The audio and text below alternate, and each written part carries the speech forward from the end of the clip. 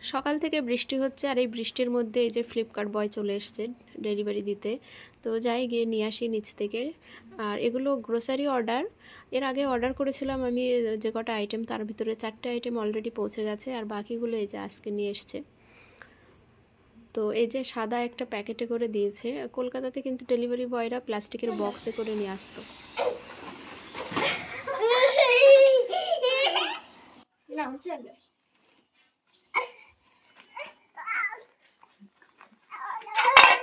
হ্যাঁ দেখো দেখো,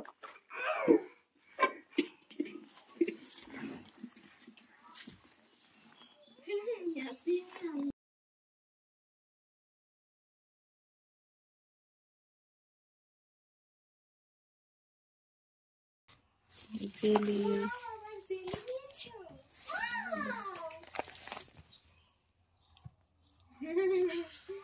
এটা কি কাচের?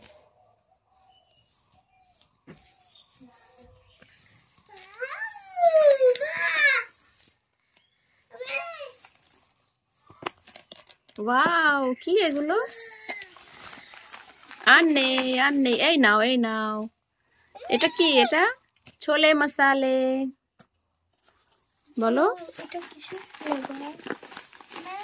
1200 টাকার শপিং করলে ফ্লিপকার্টে 500 টাকার, এই সরি কি বলছি, 500 গ্রাম চিনি 1 টাকায় পাওয়া যায়।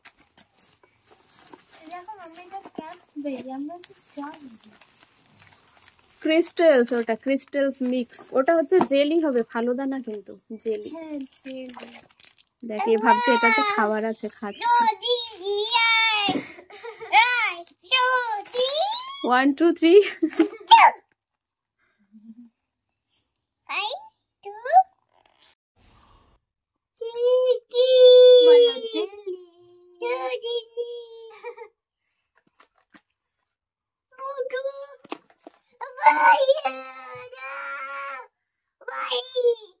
এটা কি?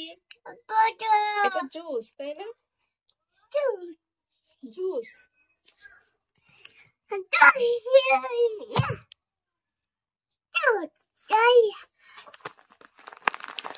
রোজার মাসে 1 কিলো চিনি কিনেছিলাম, আর এখন এই 500, আর এর আগের প্যাকেজে এসেছিল 500, তার মানে 2 কিলো চিনি হয়ে গেল রোজার মাসে এবার আমাদের। এটা কি? Red chilli powder. Red chilli powder, এটা হচ্ছে কিচেন কিং, এটা ওই ফোমে দিতে হবে। এখন আমি দিয়ে আসছি পরে। ফোমে দিতে হবে।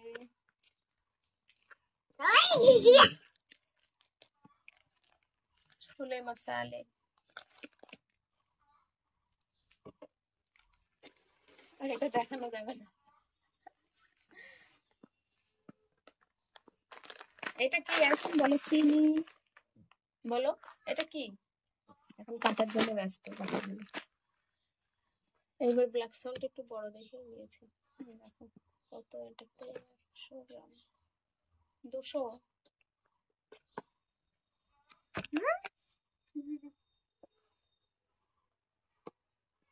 ইয়াসিন হাই বলো।